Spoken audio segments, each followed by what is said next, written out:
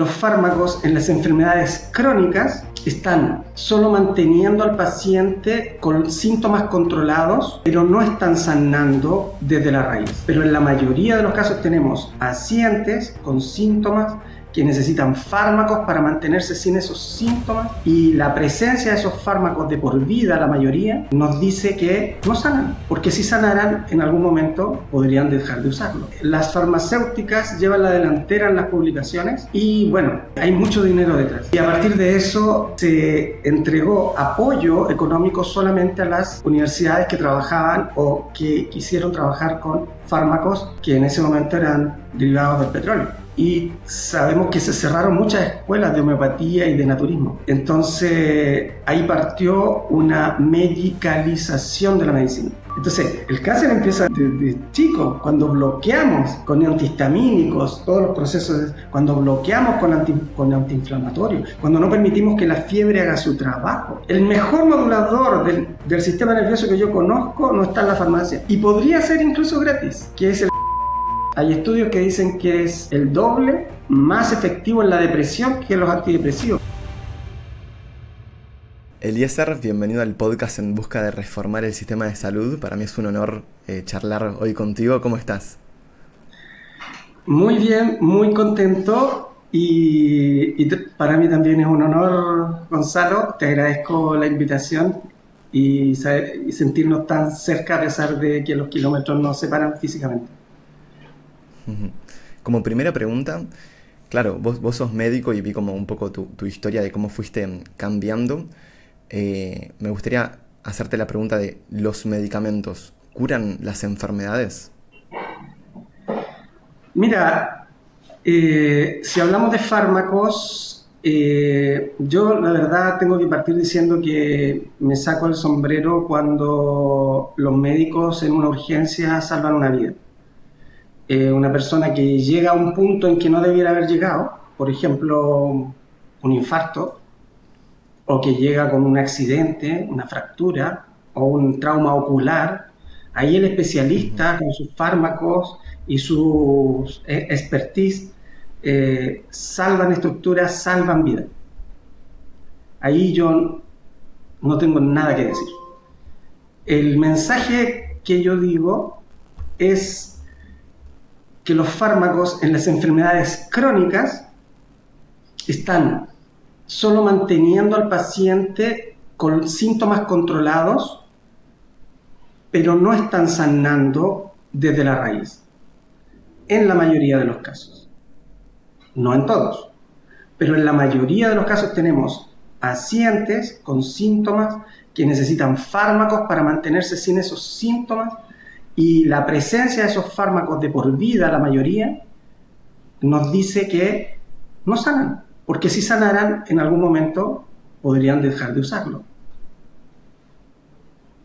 ¿Y por qué crees que esto llegó a ser así? Porque es verdad que yo también veo en el sistema de salud, y todas las enfermedades crónicas tienen ese hilo conductor de tratamientos farmacológicos, pero que son de por vida. Y a veces hay cada vez más casos de personas que con cambios en el estilo de vida o cosas que después vamos a decir en este podcast se terminan sanando. ¿Por qué sentís que el sistema no se adaptó a esa sanación, sino a controlar los síntomas y mantener esos fármacos como para siempre? Da un poco de temor decirlo, porque hay mucho poder detrás. La industria farmacéutica maneja muchos hilos de cómo funcionan las cosas, y de hecho muchos médicos piensan y creen fervientemente que todo lo que está publicado en las grandes revistas es ciencia, y es lo único que es ciencia. Lo que no está publicado no es ciencia. En los grandes digámoslo, plataformas. Pero resulta que publicar en esas plataformas es muy caro. Y entonces las farmacéuticas llevan la delantera en las publicaciones, y bueno, hay mucho dinero detrás. Entonces, uno puede pensar, tiene derecho a dudar, ¿sí o no? De que puede haber cierto grado de manipulación. Si te vas a 1910 y googleas informe Flexner, te vas a dar cuenta que hay un momento de la historia de la medicina en que una fundación, la Fundación Rockefeller y la Fundación Carnegie, contrataron a un señor de apellido Flexner para hacer un catastro de las universidades en Estados Unidos. Y a partir de eso se entregó apoyo económico solamente a las universidades que trabajaban o que quisieron trabajar con fármacos que en ese momento eran derivados del petróleo. Y sabemos que se cerraron muchas escuelas de homeopatía y de naturismo. Entonces, ahí partió una medicalización de la medicina. Y hemos continuado con eso. También podemos decir que hemos olvidado lo que rodea a la célula. Porque para que haya una enfermedad diagnosticable, nosotros decimos, tiene que haber un examen que lo corrobore. Tiene que haber un daño ya establecido. La célula cambió su estructura, como por ejemplo un cáncer, un pólipo, un tumor benigno, lo que sea, un cambio en la estructura. Pero resulta que olvidamos el ambiente celular. Y si nosotros nos enfocáramos en el ambiente de la célula, en ese espacio alrededor de la célula que es muy complejo, al que yo le llamo para los pacientes el agua de la pecera, si nos centráramos ahí, podríamos llegar a tiempo, antes de que haya un daño celular. Entonces, estamos en la concepción de que la enfermedad es producto del daño celular, que sí Virchow lo pudo demostrar, porque en ese tiempo los microscopios sí podían ver células, pero Claude Bernard, que paralelo en su tiempo dijo que la enfermedad provenía del ambiente, no lo pudo demostrar en su momento, porque la resolución de los microscopios no daba. Y estamos en la concepción celular de Virchow, y estamos en la concepción de que los fármacos son la única herramienta válida para ayudar a un ser humano. ¿Y en qué momento, cómo fue la historia por la cual pasás de médico tradicional, con el conocimiento tradicional de un médico, a replantearte todos estos mitos e incluso empezar a divulgar sobre todo este conocimiento tan diferente? Wow, la divulgación, bueno, empecé en radio hace un tiempo atrás, aquí yo estoy en Curicó, en la séptima región de Chile, y ahí hice algo de divulgación, pero esto de las redes para mí es totalmente nuevo. Estoy impactado por todo lo que está pasando y por lo que me está pasando, pero esto de la decisión de tomar un camino diferente, la verdad es que no tengo una fecha, solamente podría decir que me era extraño para mí cuando estudiaba medicina que tuviera que especializarme y dedicarme a un solo órgano. Era algo muy extraño. O sea, ¿cómo yo me iba a dedicar solamente a ver los riñones? ¿O cómo solamente me iba a dedicar a ver un corazón? Y entonces cuando salí de medicina yo tenía la sensación de que tenía que ver a la persona en su totalidad, pero no sabía cómo. Y dije, ya voy a ser médico general un tiempo para no perder la perspectiva de todos los órganos, pero no tenía las herramientas suficientes para resolver todo lo que me llegaba. De hecho, me di cuenta que era un derivador. Y por ahí, no hay casualidad en la vida, ¿no es cierto? Una hermana tuvo un problema de salud, un médico psiquiatra que después se convirtió en mi amigo, es mayor, él ayudó, él le planteó usar, por ejemplo, flores de Bach, estamos hablando años 1999, 2000, nunca había escuchado eso. Y la derivó a un especialista, a un odontólogo que manejaba conceptos biológicos integrativos totalmente diferentes. Hablaba de acidosis intersticial, no la acidosis que nosotros metabólico-respiratoria que conocimos en la universidad, sino que la acidosis intersticial, la acidosis del agua de la pecera. Él hablaba de toxicidad, él hablaba de inflamación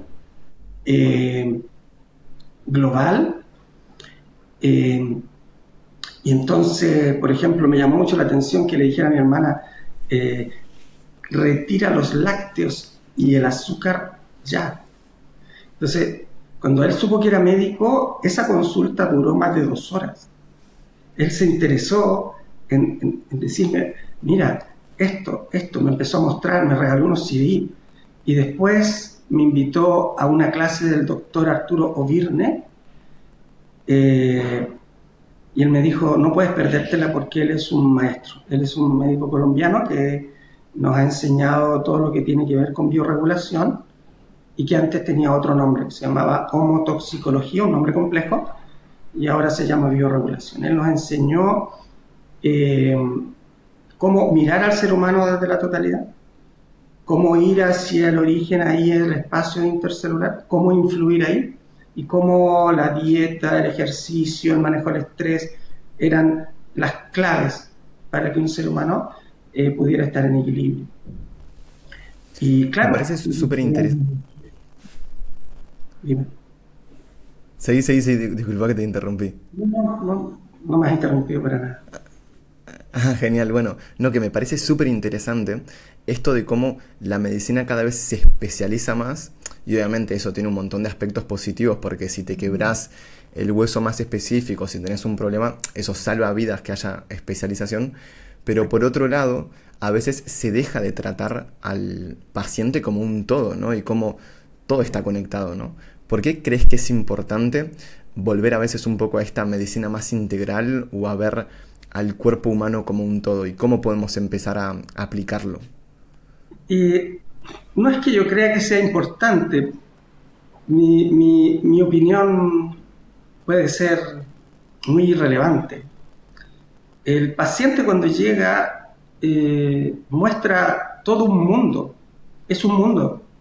Doctor, me duele la rodilla, pero la rodilla me duele y no me deja ejercitar, por lo tanto me estreso, estoy preocupado porque no sé qué va a pasar y no tengo dinero para sanar porque me dicen que me tengo que operar. Y ahí en esa historia tú tienes cuerpo físico, emocional, mental, tienes el aspecto económico de ese paciente, wow, y te encuentras con una historia.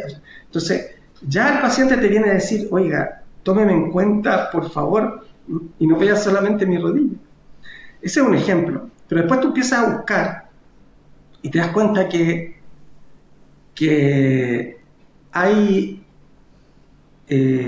tradiciones, hay medicinas tradicionales, hay filosofías mucho más complejas y mucho más antiguas que nosotros, y yo utilizo mucho para guiarme. No soy experto en medicina china, pero me guío mucho por ellos. La medicina china nos viene a decir esta integralidad de todos los órganos.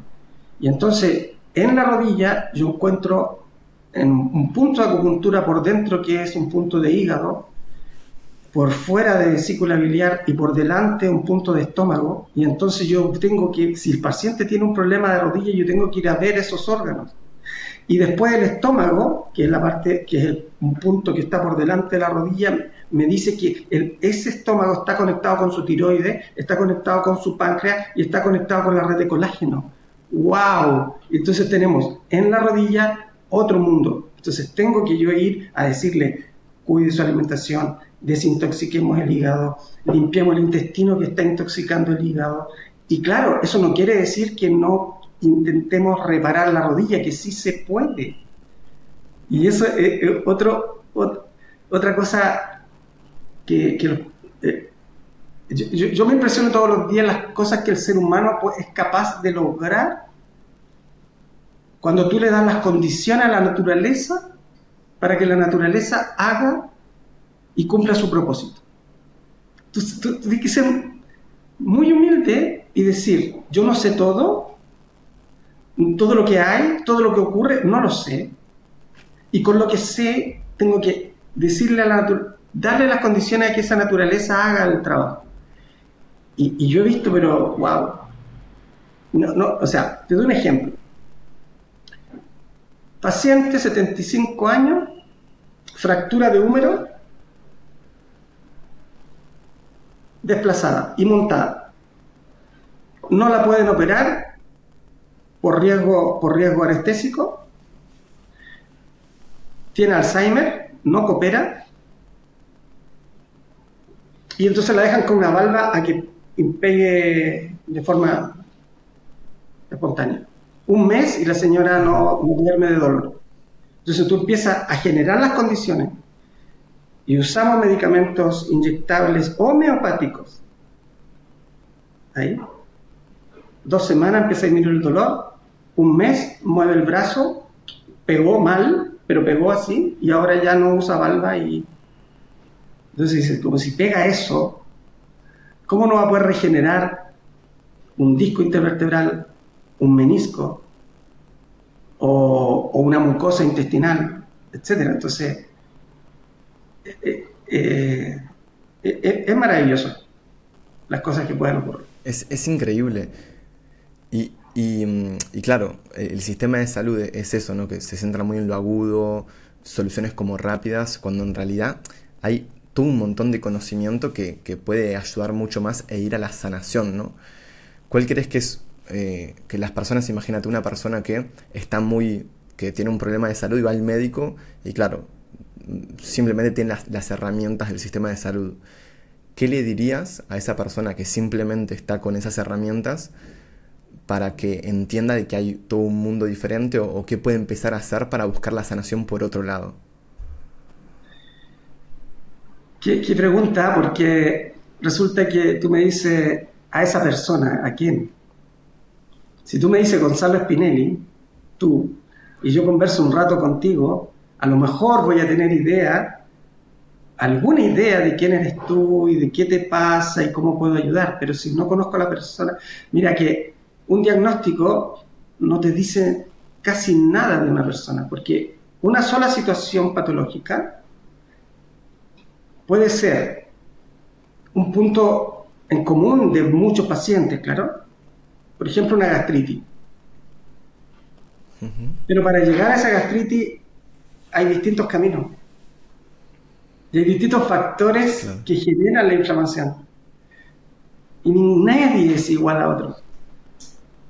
Pero si tú me aprietas, yo le digo, bueno, así general, porque es muy difícil dar consejos generales que le sirvan a todos por igual.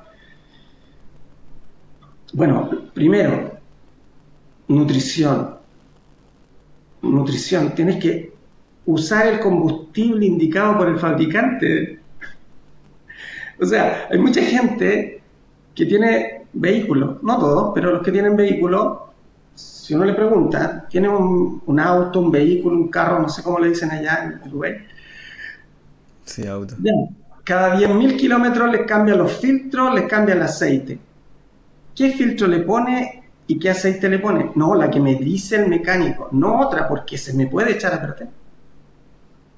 Bueno, y nosotros no podemos limpiar nuestros filtros. O sea, no podemos cambiar nuestros filtros, pero sí los podemos limpiar.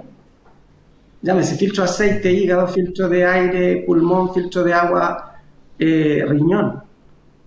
Y muy importante el tubo de escape, el intestino. Entonces, tenemos un vehículo físico y lo primero que tenemos que darnos cuenta, tomar conciencia de que el combustible no es lo mismo al vehículo ponerle gasolina de 95 octanos que ponerle petróleo o parafina si no le corresponde. O sea, parafinada, ¿no? Pero es más barata. Yo le digo, pero póngale parafina si es más barato. No, queroseno. No se puede. Porque se echa a perder. Entonces, ¿cómo nosotros nos encontramos comiendo alimentos procesados, alimentos que sabemos que nos inflaman. Son ricos, sí, estamos de acuerdo. Hay cosas que son ricas, pero si te gustan mucho, bueno, cuídate toda la semana y lo vas a disfrutar más, date el permiso una vez por semana, si es que estás en equilibrio. Pero si estás en desequilibrio, estás con un dolor, estás preocupado por algo, bueno, sácate esa preocupación, sánate primero. Entonces, lo primero es nutrición. Y ya que Segundo, estamos en nutrición, antes de pasar al siguiente punto, claro, con respecto a la alimentación, me gustaría hacerte algunas preguntas de algunos mitos que pueden estar, si son mitos, si son mentiras que son mitos, si son verdades. Empezando por el colesterol. ¿Es realmente malo el colesterol? ¿qué pregunta? Eh, no, el colesterol en sí no es malo. El colesterol tiene una función. El colesterol tiene una función. Y el colesterol siempre es el mismo. Lo que cambian son las proteínas, las lipoproteínas que transportan el colesterol, que tienen densidades diferentes. Hay unas que lo llevan hacia el hígado, otros lo traen desde el hígado. Uno lo llevan a la arteria cuando hay un daño y otros lo traen de la arteria. Son distintas funciones, pero el colesterol es el mismo. Sabemos que el colesterol es esencial como materia prima para las hormonas sexuales, esencial como materia prima para generar vitamina D. Entonces, ojo con bajarlo si es que no tienes todos los factores de riesgo. Me explico. Para que el colesterol produzca una placa,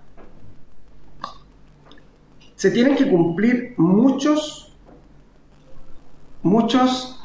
pasos, muchos eslabones en una cadena. Voy a tratar para que el colesterol se pegue a una arteria, antes tiene que haber plaquetas ahí, un coágulo. Si no lo hay, no se pega.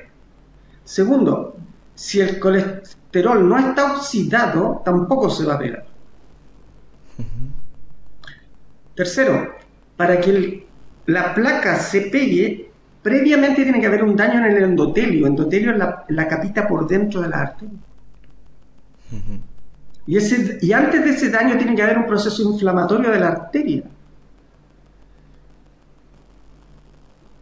¿Cuál es el marcador de inflamación endotelial? La PCR ultrasensible. ¿Dónde se produce ese marcador? En el hígado. Y los chinos dicen claramente, hígado es madera, vasos sanguíneos es fuego. El hígado en la madera alimenta el fuego. El hígado influye sobre los vasos sanguíneos. Mira que el marcador de daño endotelial se genera en el hígado. Y entonces, si esa arteria está inflamada, ahí puede haber riesgo. Para que haya riesgo que esa arteria esté inflamada, tiene que haber una sobrecarga hepática y tiene que haber una inflamación sistémica, porque nunca se va a inflamar una estructura sola, separada, independiente de las demás. Y esa inflamación sistémica, ¿dónde se inicia? ¿Quiénes son los encargados de disparar la respuesta inflamatoria? Las células de defensa. ¿Dónde está la mayor cantidad de células de defensa en un ser humano? En el intestino. Los intestinos alojan el 75% de la inmunidad. Entonces, el problema empezó en el intestino. Y tenemos también que en el intestino se transforma la vitamina K1 de las verduras en vitamina K2. Y la K2 determina un proceso bioquímico, lo voy a decir, a lo mejor alguien no lo entienda, pero la K2 determina la carboxilación del ácido glutámico de la matriz ósea del hueso. Y esa carboxilación hace que el ácido glutámico tenga una segunda carga negativa para que fije el calcio. Resumen, intestino genera K2 y determina la fijación de calcio en el hueso. Cuando eso no está bien, el calcio se va a ir a cualquier otra parte. Es peligroso suplementar calcio si no estás seguro que lo estás fijando. Y si a esa inflamación intestinal le agregas que esa persona es sedentaria, no tampoco está generando ese fenómeno piezoeléctrico de los tendones en la inserción muscular y no está estimulando la fijación de calcio al hueso. Entonces el calcio anda circulando y me genera cálculos renales o me genera una calcificación de las arterias. ¿Y qué pasa cuando se ponen duras las arterias por calcio? Aumenta la presión, porque aumenta la resistencia al flujo, las arterias pierden su flexibilidad. Entonces te fijas que hay toda una cadena de acontecimientos para llegar al daño y al final le echamos la culpa al último eslabón de la cadena, que es el colesterol. Siendo que el colesterol aparece ahí, lo llevan los macrófagos para intentar tapar un daño que podríamos haber prevenido mucho antes. Sí, y yo creo que totalmente de acuerdo, como que se pone como el colesterol como el enemigo, cuando en realidad, como vos decís, hay muchísimos más factores alrededor, e incluso el colesterol al final es algo importante, ¿no? Creo que quedó súper claro también que también hay que medir la PCR, y bueno, son otras cosas como ver el endotelio, el grado de inflamación, etcétera, ¿no?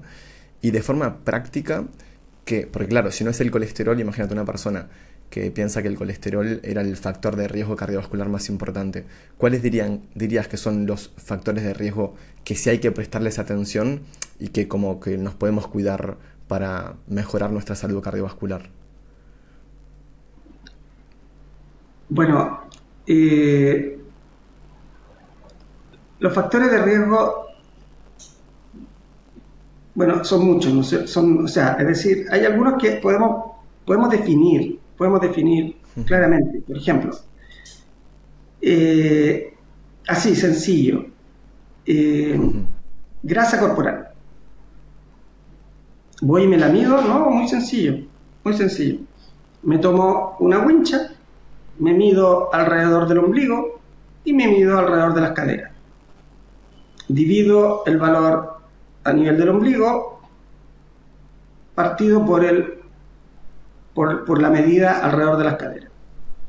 Si soy hombre, ¿me escucha? Sí, sí, perfecto, perfecto. Si soy hombre, ese valor tiene que ser uno o menos. Si es más de uno, es decir, que el valor a nivel del ombligo es mayor que el de la cadera, va a salir más de uno. Preocúpate. Ujú.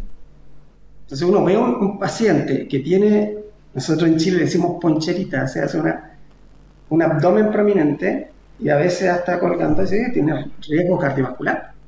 Ahí hay un proceso inflamatorio en curso, ahí hay inflamación endotelial, ahí hay disbiosis intestinal, es decir, desequilibrio de la flora intestinal, que ahora llamamos microbiótica. Yo lo aprendí como flora intestinal, ahora se llama microbiota.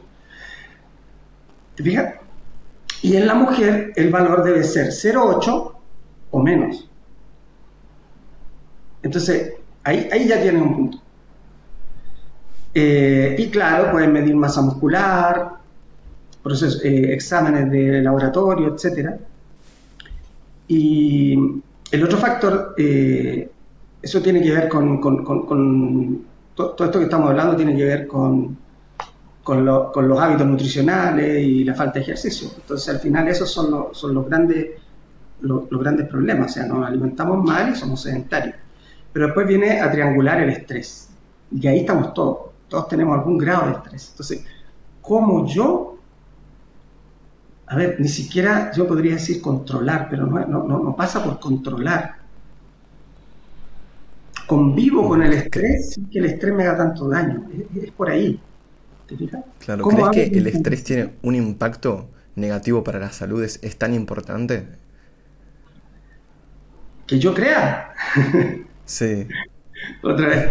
No, es que influye demasiado porque el estrés eleva los niveles de cortisol. El cortisol destruye las estructuras de colágeno. Y ya que estamos hablando de arterias, recordemos que la capa externa de las arterias, todas las arterias están hechas de colágeno. La adventicia de las arterias es colágeno. Entonces, ojo con el Ujú. colágeno. ¿Ya? Entonces, El estrés daña el colágeno. De las arterias sí, pero también de tus discos, de tus meniscos, de tus ligamentos, tendones, de tu piel, etcétera. El estrés daña el colágeno, pero también el estrés disminuye tu inmunidad.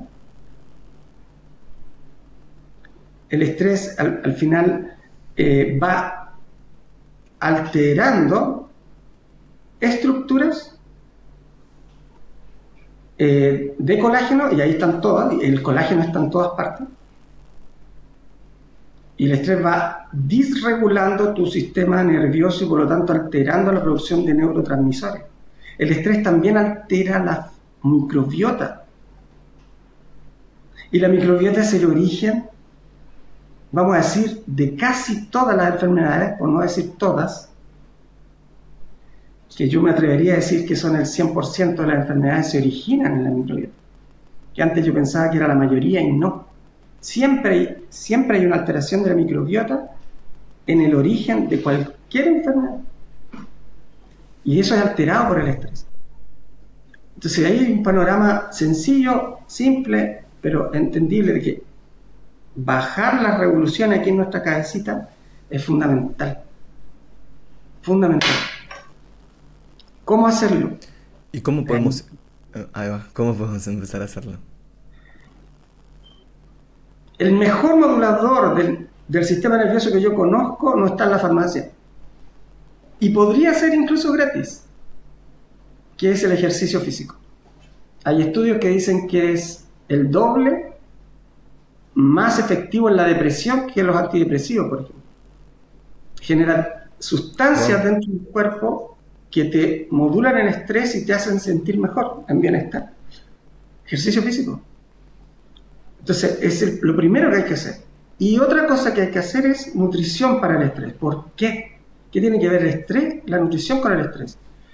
Y resulta que cuando hablamos de estrés, siempre nosotros le echamos la culpa al empedrado. Siempre le echamos la culpa a lo de afuera. Que el conflicto familiar, que mi jefe, que la situación socioeconómica, siempre le echamos la culpa a algo de afuera, y eso me estresa. Pero olvidamos que nuestro cerebro da origen a una médula espinal, y la médula espinal da origen a muchos nerviecitos que van a todos los órganos, y al final terminaciones nerviosas libres que van a la matriz extracelular, ahí que van a lo microscópico, ahí alrededor de la célula, al agua de la pecera, ahí. Por lo tanto, si yo no me alimento bien, voy a tener mis órganos inflamados, una microbiota alterada, un hígado sobrecargado. Esa inflamación va a generar estrés desde adentro. Va a generar condiciones de estrés desde adentro. Y la medicina china lo reconoce hace 7.000 años. Ellos dicen, por ejemplo, que la rabia se aloja en el hígado, que la tristeza profunda se aloja en el intestino y que el miedo se aloja en el riñón. Y mira que Candace Pert, en los años 70, descubrió lo que ella se demoró, ya no me acuerdo, pero muchos años en atreverse a llamarle moléculas de la emoción.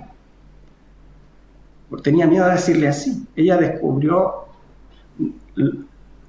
sustancias en el cerebro que le llamó neuropéptidos, y le llamaron así porque la encontraron a nivel central, pero resulta que esos neuropéptidos estaban viajando por todo el cuerpo. No eran tan neuro. Y encontró que había receptores específicos que tenían que ver con ciertas emociones en los órganos.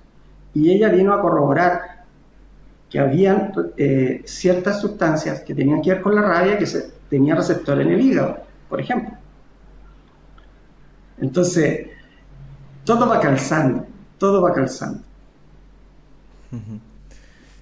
Pasando al siguiente, a ver si es mito o realidad, ¿el azúcar nos da energía? Es que hay que diferenciar. Yo en un chat de otra persona, la otra persona lo vi, no un chat, sino que hizo una publicación, una chica con muy buena intención dijo, yo saqué la harina y el azúcar y me siento súper bien. Y hubo alguien que le dio muy duro porque dijo, ¿cómo van a decir que el azúcar? Pero es que hay que diferenciar. La gente confunde azúcar con glucosa. ¿Ya? Eso es lo primero. Azúcar, la que hace daño, la que quita energía, la que te provoca problemas es el azúcar blanca refinada o todas las azúcares procesadas. La glucosa es un alimento. Claro, hay alimentos que te la suben más rápido y otros que te la suben más lento. Entonces uno debiera, la glucosa siendo un alimento y que genera energía, no el azúcar, pues el azúcar refinada, veneno, rompe las estructuras de la mucosa intestinal, altera la absorción, altera, inflama, permite una agresión al sistema inmune en el intestino. O sea, no, azúcares refinadas y industrializadas no. Pero cuando hablamos de glucosa, siempre va a ser bueno usar alimentos que suban lento la glucosa. Porque los alimentos que suben muy rápido la glucosa, esos picos de glucosa no son buenos. Entonces, la glucosa siendo un alimento en exceso, se puede convertir en una toxina. Pero cuando es en exceso. Claro.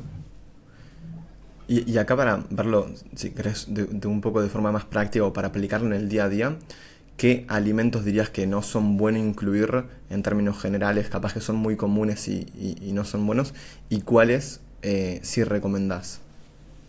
Ya, ahí es mucho de cada paciente, Gonzalo. Es mucho de Claro. cada paciente y yo tengo que asumir que como médico integrativo, 26 años trabajando, tengo ideas de nutrición, pero la nutrición ha avanzado mucho, mucho, mucho, mucho. Ujú. Entonces es difícil llevarles el ritmo a todo este boom que ha aparecido. Entonces corro el riesgo de cometer algún error. Sin embargo, me atrevería a decirle a una persona que todo lo que sea azúcar no lo consuma, azúcares refinados, procesados, industrializados, en general todo lo que tiene etiqueta, y el pan. Lamentablemente el pan, por lo menos en nuestra sociedad, es un alimento que se considera como la base y nos está trayendo muchos problemas. Cuando logramos salir de ese círculo vicioso que a más azúcar y harina procesada, refinada, ¿no es cierto? Ujú. Más glucosa, más insulina, más inflamación, más ansiedad por comer lo mismo, y empezamos con eso.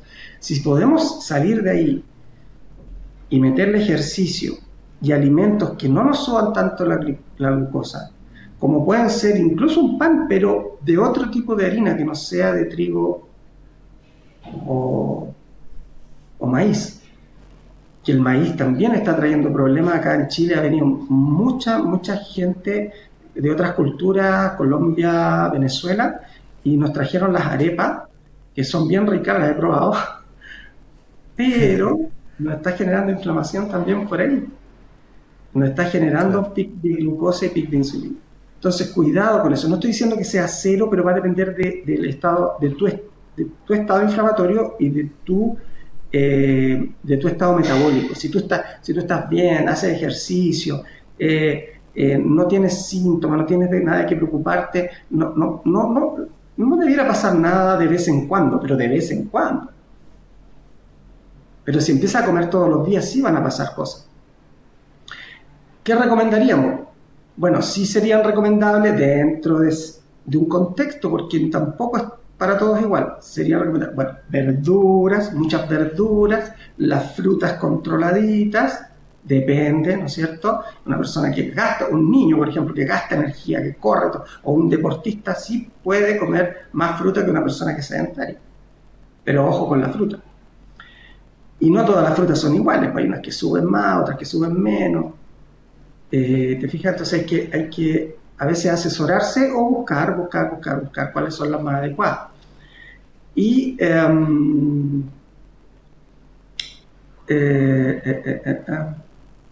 sí, eso, y recomendaría proteínas de buena calidad. Proteínas de buena calidad. Las legumbres, eso iba a decir. Las legumbres, no a todas las personas. Mira, cuando una legumbre llámese acá porotos, ¿les llaman? ¿Está bien porotos para ustedes? Porotos Sí, o sí, sí, frijoles, sí. lentejas, garbanzos, son muy buen aporte nutricional, pero hay que remojarlos harto. Ojalá unas 2 veces para eliminar esa espumita que tiene algunos, le llaman antinutrientes que pueden generar un proceso inflamatorio. Si aún así te caen mal, es que tu microbiota no está bien. Cuando tú corriges tu microbiota en una legumbre no debiera caerte mal. Es como un test. Qué bueno, Con qué bueno, qué interesante. lentejas, si tienen un problemita, ya, mi microbiota no está bien. Entonces, porque son muy buenos, tienen fibra, tienen algún aporte de proteína y tienen hidrato de carbono que, como vienen acompañados con la fibra, esos hidratos de carbono no te van a hacer pic de glicemia como lo haría una harina de trigo. Incluso yo le enseño mucho a pacientes a hacer pan de lenteja, que es muy fácil hacer, está en internet la receta, y con ese pancito, que ya no es harina, es pan de lenteja, son lentejas, que uno se da ni cuenta que son lentejas, se hacen con huevitos, etcétera, y le puedes poner pollito, huevo, palta, lechuga, todo lo que tú quieras, y eso tienes hambre y comes. Eso es otro también, es otro comida que hay que comer en ciertas horas.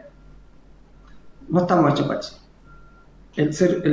Tenemos el 99% de nuestra genética como el hombre de Neandertal, como de la época paleo. Si no comían todos los días, comían cuando podían comer. Súper claro quedó esta parte de alimentación y pasando al siguiente mito o realidad, ¿hasta qué punto la genética determina nuestra salud? Mira, yo estoy trabajando con una empresa de genética. Hacemos test genético. Y nos hemos dado cuenta que es súper importante en muchos pacientes conocer la genética porque te dice qué traes de base. Y ahí actúas de acuerdo al criterio y a la clínica y a los objetivos que quieres lograr. Pero, por ejemplo, te voy a dar un ejemplo. Un paciente que le apareció una genética muy desfavorable en todo lo que significa el metabolismo de las grasas. Muy desfavorable. O sea, tú ves el test genético y dices, ese señor no puede comer esto, no puede comer esto otro, pero después ves la clínica del paciente, el fenotipo, ya no el genotipo que son los genes, sino el fenotipo que sería la expresión de los genes. Ese señor era muy delgado, muy delgado. ¿Por qué? Porque toda su vida él hacía ayunos, comía sano, practicaba la ayurveda, hacía ejercicio, yoga. ¡Wow! Y ese señor era delgado. Por lo tanto, no había nada que decirle con respecto a ese punto. ¿Por qué? Porque él modificó la expresión de esos genes. Y eso es lo interesante.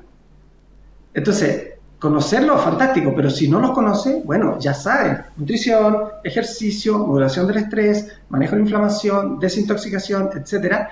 Y tú ya sabes que si tienes un gen desfavorable para algún proceso de riesgo y haces las cosas bien, probablemente apagues esos genes y no se expresen. Es el ejemplo que yo siempre pongo de la diabetes, o sea, toda tu familia es diabética y tienes alta predisposición porque ves que toda tu familia de alguna manera la desarrolló, pero tú decides, no como harina, hago ejercicio, mantengo niveles de glucosa bajos y obviamente no hago la diabetes, pero es lo que nosotros llamamos epigenética. Toda la influencia de nuestras decisiones y de nuestro ambiente en la expresión de los genes.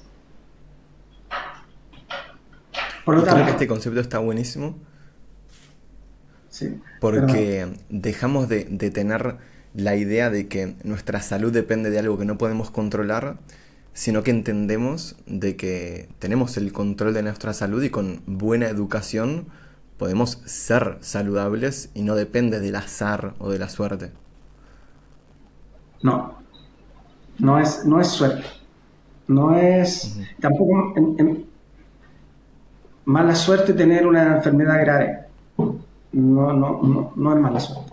Siempre hay un camino recorrido que a veces empieza cuando uno nace. Por ejemplo, los niños que nacen por cesárea tienen más riesgo de enfermar de muchas otras cosas que los niños que nacen por parto normal porque su microbiota es diferente. De ahí empieza un proceso. Esos niños se van a enfermar más de respiratorio, van a tener más amigdalitis, por lo tanto le van a haber dado más antibióticos, van a haber alterado su microbiota y empieza todo un proceso. Mire que en bioregulación nos enseñaron 6 fases. Los niños, en la primera etapa, Ujú. hacen excreción. Son muy buenos para hacer fases de excreción, es decir, entra una toxina y hacen una diarrea, hacen un moco, hacen una roncha, excretan las toxinas.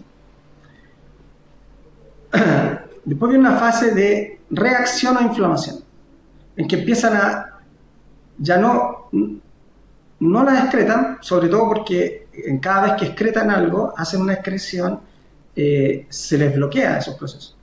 Entonces después ya sus procesos tienen que ver con la inflamación y hacen las otitis, las rinitis, las bronquitis, las laringitis, las colitis, itis. Pero después el niño, todos dicen, uy, se sanó, no enfermó más.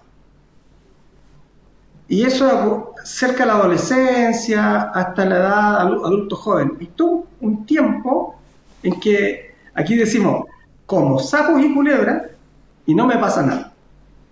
Esa fase es peligrosa porque hay una primera etapa, que es la tercera, que sería de deposición de toxinas. Tú empiezas a depositar toxina en la matriz extracelular, empiezas a depositar toxina en el agua de la pecera. En esa red, hay una red ahí, de azúcares y proteínas, es un filtro. A través de ese filtro pasan las cosas buenas hacia la célula y a través de ese filtro pasan las cosas malas desde la célula hacia para irse. Entonces ese filtro tiene que estar limpio, pero ahí en ese filtro se empiezan a depositar toxinas. Y después de enlaces de baja energía se pegan por enlaces de más alta energía. Y enlaces de Van der Waals pasan a enlaces de tipo covalente, o sea, ya estamos hablando de impregnación. Entonces se pegan más firmes, más difícil sacarlas. Y entonces va generando las condiciones para que esa célula esté incómoda. Entonces el agua de la pecera contaminada, en algún momento aparece la fase de desdiferenciación. Entonces estáis con dolor en el estómago, te hacen una endoscopía y aparece una lesión y dicen, no hay cáncer. Perfecto, no hay cáncer, pero ve bien la biopsia, dice desdiferenciación o una metaplasia intestinal donde no debe haber. Entonces, hay cambios celulares, ya empiezan a haber cambios celulares porque ha pasado mucho tiempo la célula expuesta a un medio hostil. Y después la última fase, que ya es la fase de cáncer. ¿Te fijas? Entonces, el cáncer empieza desde chico, cuando bloqueamos con antihistamínicos, todos los procesos, cuando bloqueamos con antiinflamatorios, cuando no permitimos que la fiebre haga su trabajo. Si está bien, nos da susto la fiebre porque hay niños que convulsionan con la fiebre, pero son muy pocos y son a edades muy tempranas que si los podemos detectar, porque no es difícil. Yo cuando un niño tiene fiebre, está con fiebre, yo estoy en comunicación con la mamá. Cada 1 o 2 horas, un WhatsApp. Eso es es desgastante, pero vale la pena, porque ese niño la mayoría de las veces va a salir adelante más rápido si no le bloqueamos la fiebre. Entonces, ¿cuál es la diferencia? Fiebre, si ese niño tiene una fiebre y juega mientras tiene fiebre, deja la fiebre. Si ese niño se decae, que es normal, porque está ocupando su energía para mejorar. Entonces, si ese niño se decae, pero igual mira a la mamá y le pide agüita, y intenta comer, o por lo menos tiene sed, ¿te fijas? Tú das medicamentos, no lo dejas solo sin nada, hay medicamentos no farmacológicos que le puedes estar dando incluso cada 10 minutos para ir bajando, le puedes poner algo frío en la cabecita, ¿te fijas? Y la mayoría de las veces, pero tiene que estar controlado, no puede ser llegar y hacerlo, tiene que estar por encima del médico, la verdad. Ese es un problema. Para decidir si en algún momento le damos un paracetamol, por ejemplo, que a veces he tenido que darlo, porque el niño, la mamá me dice, ¿sabes qué? El niño como que no me mira igual que antes. Entonces la mamá es la que mejor me conoce a ese niño. Claro. Hay que escuchar a la madre. No sé. Entonces si la mamá dice, ¿sabes qué? Lo noto como raro. No, dele paracetamol alto. Bajemos la fiebre, pero no le dé la dosis tan alta, ¿sí? Para que baje un poco. Y a veces con uno es suficiente, no estar bajándolo tanto. Pero esas son excepciones. La mayoría de las veces la fiebre bajó, porque hizo su trabajo. ¿Y cuál es el trabajo de la fiebre? La elevación de la temperatura.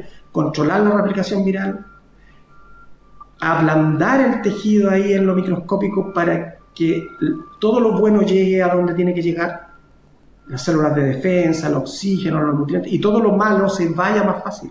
Entonces eso es un proceso, es súper importante, y si lo bloqueamos, todo queda impregnado ahí. ¿Te fijas? Entonces, el agua de la pecera, la matriz extracelular, el espacio intersticial, todos son sinónimos. El espacio de Pitchinger, el intercelular o extravascular, todo eso que dije son sinónimos.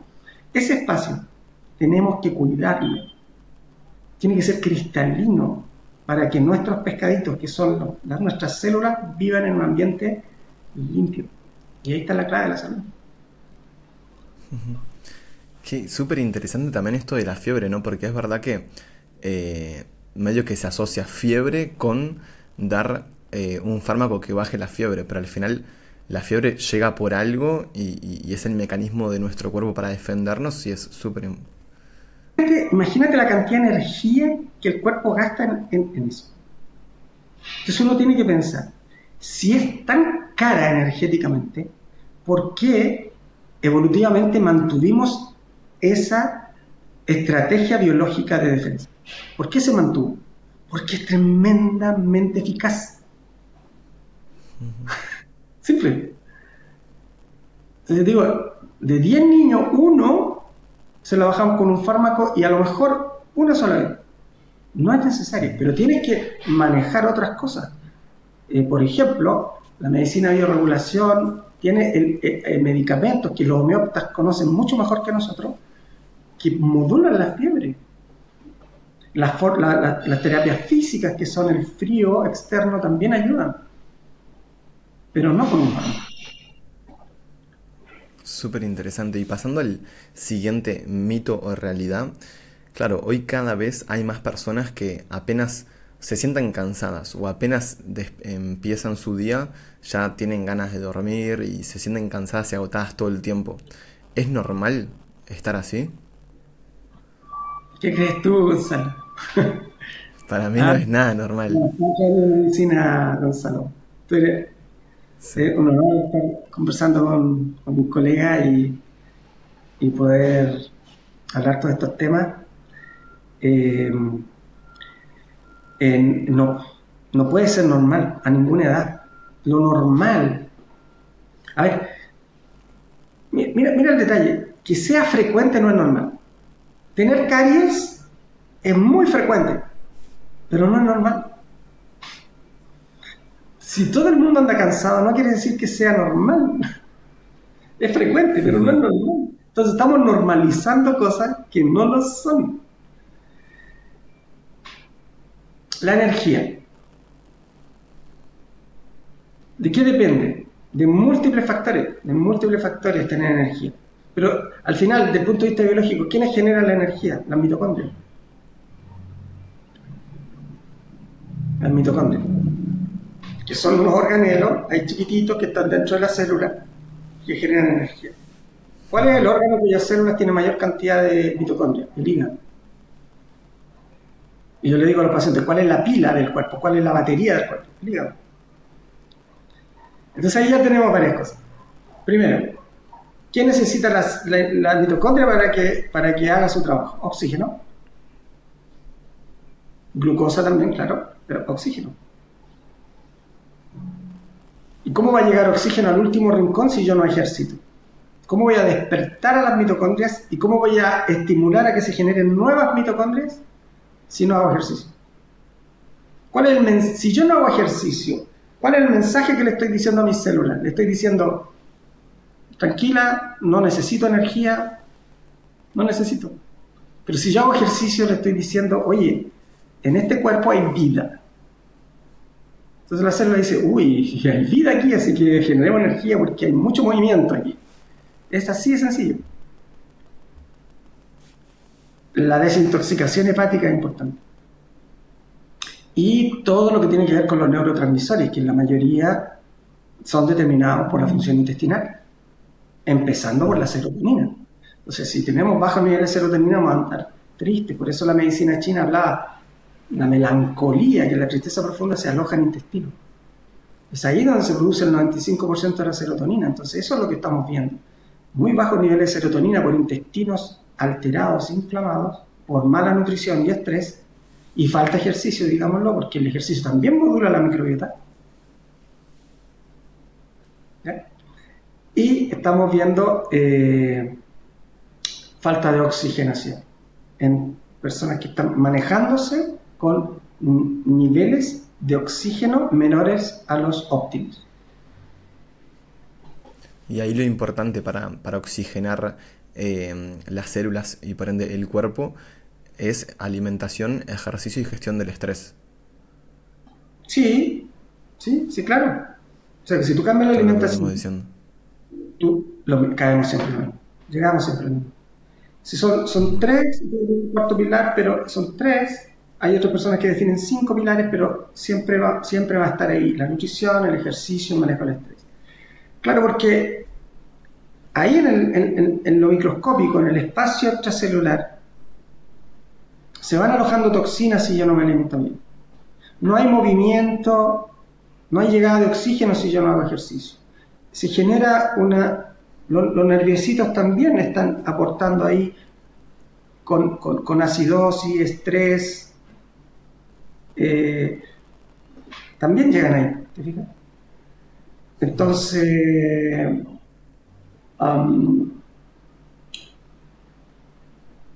tenemos pilares fundamentales para empezar a pensar antes siquiera de ir a médico, para prevenir. Sí, la prevención es la clave y ahí están todos los cambios en el estilo de vida que estamos mencionando. Y una de las cosas que también es otro de los mitos o verdades que quiero hablar contigo y cada vez está más en auge el tema de los suplementos. ¿Hoy en día es necesario suplementarse de algo? Sí, claro. ¿De qué y por qué? Hay cosas básicas que debiéramos considerar. Yo diría que habría que partir por vitamina C y magnesio, porque por muchas verduras que consumamos, por muchas vegetales que consumamos, no vamos a tener lo suficiente vitamina C y el suficiente magnesio. Si hablamos de vitamina C, la mayoría de las enfermedades, muchas enfermedades, por ejemplo la diabetes, procesos metabólicos, enfermedades degenerativas, podrían considerarse como escorbutos subclínicos, porque no tenemos lo suficiente vitamina C para regenerar y reparar todo el colágeno de la red. Y esa red está en todas partes. Es una de las redes ubicuitarias, son 4, que están en todas partes. En todas partes hay una red, hay colágeno, y tenemos que estar reparándolo. Tenemos que estar catalizando la regeneración de ese colágeno. Y la vitamina C es fundamental. Podríamos incluso, hay autores que hablan de que la enfermedad cardiovascular podría ser por falta de vitamina C. Y hay quienes dicen que la falta de vitamina C podría ser uno de los factores que influye a aparezca el cáncer. De hecho, altas dosis de vitamina C se utilizan en pacientes con cáncer, altas y vía endovenosa. ¿Te fijas? Entonces, la vitamina C viene a ser una molécula muy noble, muy necesaria, que no soy yo, sino que ya se considera como un macronutriente. Entonces, la dosis diaria recomendada es muy bajita. Debiera terminar con una frase, o sea, dosis diaria recomendada para no morir por la falta de eso. Pero no para estar fuerte, firme y sin deterioro. Entonces, si tú miras alrededor, cuando empieza a disminuir la absorción de nutrientes, porque el intestino también naturalmente empieza a disminuir la capacidad de absorber, llámese 35, 40 años, empieza un deterioro y ahí empieza la necesidad de suplementación en buenas cuantas, o mayor suplementación. Porque, por ejemplo, a un niño hay que darle omega 3 y toda la vida. Pero eso surge de que la suplementación surge de que no estamos cubriendo todas las necesidades con la nutrición. Digámoslo, porque, claro, alguien dice por ahí, no es necesario suplementar porque el pescado azul, no sé qué, tiene... Sí, perfecto, pero no vas a comer pescado azul todos los días. Claro. El día que lo comas, no tomes tu suplemento, pero no todos los días vas a comer. Tampoco vas a tomar sol todos los días, 20 minutos de espalda, 20 minutos de cúbito y ventral y dorsal. No lo hacemos todos. Por lo tanto, vamos a analizar cuántos niveles de vitamina D tienes y siempre es pobre, muy pobre. Entonces hay que suplementar con vitamina D. Pasa por ahí, no es que no estén en la naturaleza esos componentes, están, pero la cantidad que necesitamos para estar fuertes inmunológicamente y estructuralmente es más grande. Sí, y creo que radica en eso que vos decís de que, claro, estamos en un mundo moderno que es el que creó las enfermedades modernas y hay que volver a esta vida ancestral o conectar con la naturaleza para mejorar nuestra salud, pero seguimos viviendo en este mundo moderno, ¿no? Entonces ver qué cambios y adaptaciones se generaron en este mundo moderno para intentar adaptarnos a ese estilo de vida más ancestral. Y de repente la suplementación es necesaria porque los alimentos no son iguales que antes, ¿no? Entonces creo que quedó súper claro la vitamina C y el magnesio, ¿por qué es importante? Que el magnesio, mira, hablar de magnesio la verdad sería bastante largo, pero yo te lo voy a resumir muy cortito. A mí ese dentista que me invitó por primera vez a estudiar medicina biológica y me dijo, oye, anda al doctor Avirne, él me regaló un CD con las funciones del magnesio. Un CD. En ese tiempo eran CD, no era que con el celular uno manda un archivo, era un CD.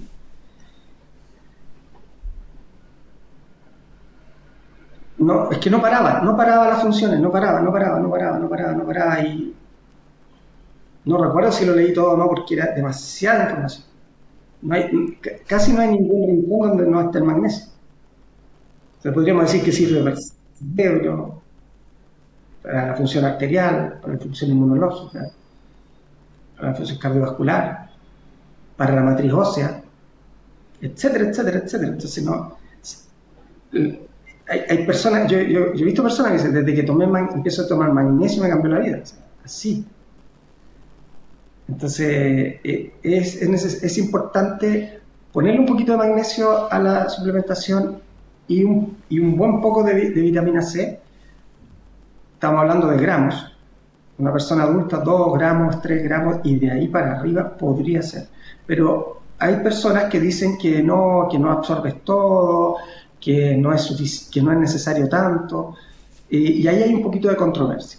Entonces uno lo aplica según los pacientes, pero una dosis de 2 a 3 gramos es bastante, podríamos llegar a un consenso de que sería sería una dosis adecuada. ¿Te fijas? De Y vitamina eso C. una vez al día y Bueno, para siempre o hay momentos. hay personas que toman las tres juntas y hacen una diarrea. Entonces hay que tomarlas separaditas para tratar de que la absorción sea lo máximo posible. Y aún así no podemos asegurar si llega o no al colágeno, porque si todos los órganos fueran una manada de leones y la presa fuera la vitamina C, el colágeno es el último león pequeñito, el más débil de la manada que come si es que sobró. Y nosotros necesitamos que llegue al colágeno. Entonces necesitamos ser sostenidos en eso. Sostener la suplementación lo más que se pueda. Y eso porque si el valor exacto no lo tengo, pero yo sé que si consumes muchas naranjas, no llegas a 1 gramo, llega muy poquito, muy poco. Y nadie puede comer muchas naranjas porque te sube la glicemia, te sube la insulina, es una o dos, ¿te fijas? Y con toda la naranja, o sea, todo, hay gente que come el jugo y ahí sí que la embarró, o sea, tiene que ser con la parte blanca de la naranja, ¿no? Etcétera, ahí podríamos dejarlo. Pero yo diría que Y magnesio, para finalizar, magnesio, todos los magnesios son iguales, hay distintas sales de magnesio, hay que elegir la que tú puedas comprar. Primero, o sea, si tú puedes comprar un citrato de magnesio, bueno, compra ese. Pero si puedes ir hacia un biciclinato, bueno, compra ese. Si no, es que yo quiero para el cerebro, entonces un treonato de magnesio ya es más caro. ¿Te fijas? Si es un magnesio quelado ya es más caro. Entonces, tienes que ver el que puedes. Y si quieres que te dure mucho el frasquito que te compraste, bueno, tómate uno, por lo menos uno.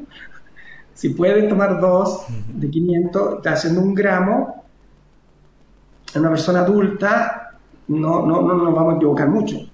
Es muy difícil que le haga daño eso, se puede decir así al general, ¿no? De ahí para arriba hay que asesorarse. Lo mismo que más de 2-3 gramos de vitamina C, de ahí para arriba, asesorarse de acuerdo a la necesidad y probablemente sea suficiente. Otro suplemento ya clarísimo. Y yo creo que tiene que... durante el episodio... Ahí va. Sí, dime. Dale. Sí, si agregarías alguno más sería súper No, es que interesante no agregaría más. La vitamina D saberlo. podría ser, los omega 3 que son fundamentales, eh, y ya el resto, hay muchos otros minerales que podríamos ir conversando, pero la verdad es que depende de cada paciente y no todos son iguales, ¿no? Entonces Claro. yo me diría como así al general, eso. Pero ojo, no sacas nada con suplementarte de vitamina C, no es que no saques nada, ganas muy poco si estás elevando los niveles de glucosa. Si estás consumiendo pan, si estás comiendo harina, si estás comiendo azúcar, toma la decisión ahí primero, después te suplementas. Limpia tu cuerpo primero. O sea, tú antes de... Si tú quieres un jardín precioso, bonito, lo ves en una foto, le dices al jardinero, oiga señor, quiero que me haga este jardín afuera de mi casa. Y tú lo miras por la ventana y el señor está plantando semillas, haciendo hoyos y plantando semillas ahora ya, listo, y no removió la tierra, no ha sacado las malezas, no sacó las piedrecitas. Tú sales y dices, oye, ¿pero qué está haciendo? Estoy sembrando. Pero ¿y cómo no va a remover? ¿No va a limpiar primero? ¿Te fijas? Dice, antes de sembrar una semilla y antes de abonar, tú limpias. Eso es lo primero. Entonces, si te quieres suplementar, perfecto, hazlo, pero primero cambia, o sea, toma tus decisiones en salud, que es nutrición y ejercicio. Cuando ya tomaste esa decisión, bueno, ahí ya. ¿Y por qué tiene que ver lo de la glucosa con la vitamina C? Porque la vitamina C es casi idéntica a la glucosa. Es un análogo estructural, se parecen mucho, son exosas. Entonces, podría haber una cierta competencia ahí en la regeneración del colágeno. Entonces, si tú tienes altos niveles de glucosa, por mucho que tomes vitamina C, la vitamina C no va a cumplir su función adecuadamente porque la glucosa va a llegar antes. Wow, súper Pues, interesante. mm, Buenísimo, me encanta porque durante el episodio quedaron claros y hablamos sobre un montón de mitos y un montón de temas como muy amplia, temas sobre salud y sobre la medicina. Y para finalizar, si tuvieses que decir un mensaje final, imagínate que tenés la oportunidad de que esto lo vean las 7.000 millones de personas y podés dar un mensaje sobre salud, ¿qué dirías? que a mí esto de la bioquímica y de la fisiología es hermoso, pero yo no le encuentro sentido si no lo unificamos con nuestra parte energética, emocional, mental y espiritual, con el propósito de vida. ¿Para qué vine yo acá? Y de eso me gusta hablar, incluso más que de fisiología, y mira que no hablamos nada. Pero si pudiera decir un mensaje de salud, hay algo que los médicos no hablamos. Los médicos no hablamos de amor. Y el primer amor es uno mismo. Entonces, si tú te amas, ahí tú podrías hacerte cargo y empezar a aprender qué es lo mejor para ti. Y para ti, todo tú, no solamente tu cuerpo físico, sino que todos tus niveles. ¿Qué es mejor para tu alma en este momento que está aquí? Que tu cuerpo funcione bien, porque es un vehículo. Es un vehículo. Yo le digo al paciente, tú vas por un camino y si tu vehículo no funciona bien, ¿de qué estás consciente? De la falla del vehículo. Va a estar, mira a fallar, mira a dejar botado, mira a fallar el problema que tiene en cualquier momento y estás todo el rato preocupado, vas manejando pero vas preocupado. Pero si el vehículo funciona bien, ¿qué haces? Prender la música y disfrutar del viaje. Entonces, todos quieren ser felices, pero el primer paso es mejorar el cuerpo físico para que haya una energía sobrante que te permita hacer muchas cosas, todo lo que tú quieres, y que tu cuerpo no sea tema, que no sea un tema en tu vida, sino que están dadas las condiciones para que tú hagas lo que viniste a hacer. Pero el primer paso es dejar la harina y hacer ejercicio. Por lo tanto, el mensaje sería, ámate, cuídate, toma conciencia de quién eres y camina en ese sentido, respetando la naturaleza a la que tú perteneces. Qué lindo mensaje, Eliezer. Bueno, muchísimas gracias por pasarte por el podcast. Estoy muy agradecido, te mando un abrazo grande, eh, brillas, tienes mucha luz y te deseo lo mejor, muchas bendiciones. Bueno, muchísimas gracias y son, eh, te digo igualmente porque yo cuando arranqué a ver tu contenido me transmitís esa luz también y por eso te dije para hacer el podcast y durante la entrevista me quedé alucinando con un montón de cosas que dijiste y bueno, acabas de arrancar en las redes sociales y ya estás teniendo un montón de repercusión, así que estoy seguro de que esto es solo el inicio y vas a aportar muchísimo más y seguro que grabamos algún episodio más juntos. Encantado y muy consciente de que habemos muchos médicos que estamos haciendo lo mismo. Comparado con la mayoría somos obviamente pocos, pero cada vez hay más interés. Por ahí algunas doctoras me escribieron porque querían saber de todo esto y aprender, y ha sido un honor poder darle algunas indicaciones de cómo empezar todo este camino. Y, y esto es como lo del incendio. Cuando el tigre se ríe del colibrí y le dice, tú con esa agua que transportas en ese piquito no vas a apagar el incendio. Y el colibrí, ¿qué le respondió? Le dijo, puede ser, pero voy a hacer mi parte.